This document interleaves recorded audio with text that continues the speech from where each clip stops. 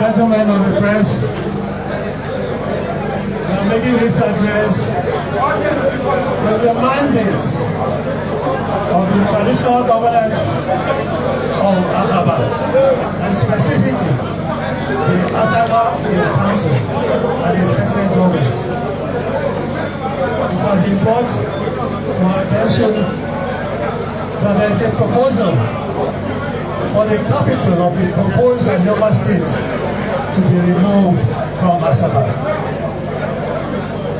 We consider this to be ill-motivated, ill-conceived, retrogressive, and we condemn it unequivocally.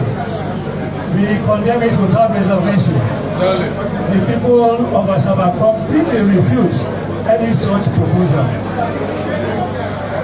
Asaba has been the most hospitable capital to Delta State since the creation of the state in 1991.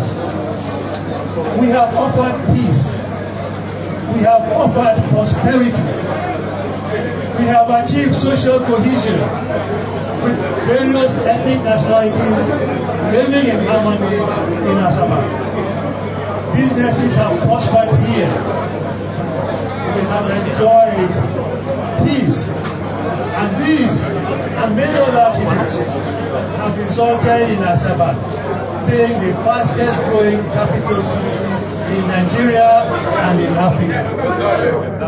We are proud of that, and we feel that the entire country, Nigeria in its entirety, should also be proud of that. And let us point out this fact, that the history of Asaba as a capital city goes far beyond 1991, well into the past, because we have served as the headquarters of the Royal Niger Company in the 19th century, which, as the precursor to the Southern Protectorate, was effectively the capital city of Southern Nigeria. So we are steeped in history. We have made our mark as a capital city. No one can take that away from us. So, we call on the relevant stakeholders in the state creation process.